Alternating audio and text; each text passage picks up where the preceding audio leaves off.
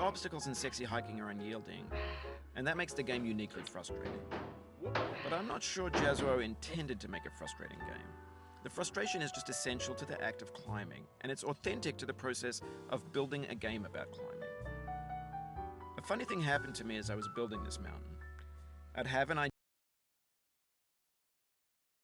for a new obstacle, and I'd build it, test it, and it would usually turn out to be unreasonably hard. But I couldn't bring myself to make it easier. It already felt like my inability to get past the new obstacle was my fault as a player rather than as a builder. Imaginary mountains build themselves from our efforts to climb them, and it's our repeated attempts to reach the summit that turns those mountains into something real. When you're building a video game world, you're building with ideas, and that can be like working with quickset cement. You mold your ideas into a certain shape that can be played with, and in the process of playing with them, they begin to harden and set until they're immutable, like rock. And at that point, you can't change the world, not without breaking it into pieces and starting fresh with new ideas. For years now, people have been predicting that games would soon be made out of prefabricated objects, bought in a store and assembled into a world. And for the most part, that hasn't happened, because the objects in the stores are trash.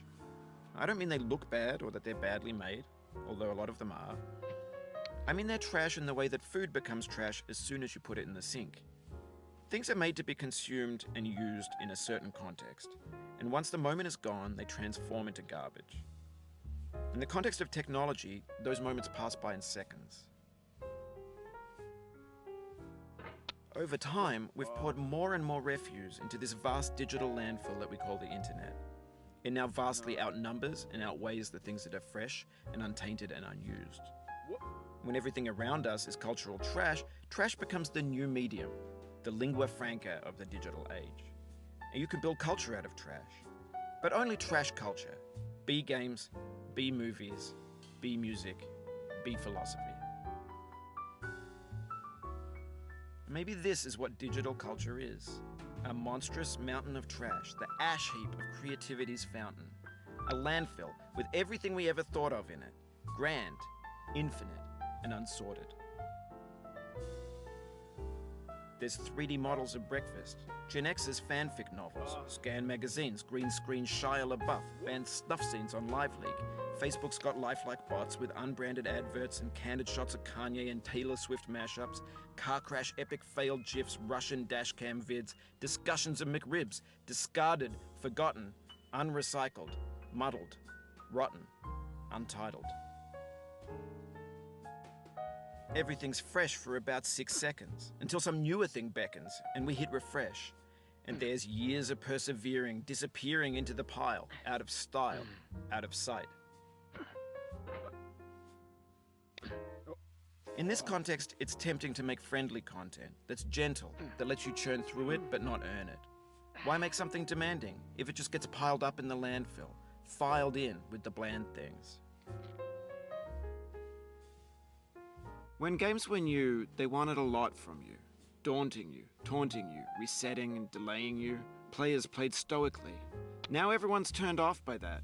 They want to burn through it quickly, a quick fix for the fickle, some tricks for the clicks of the feckless.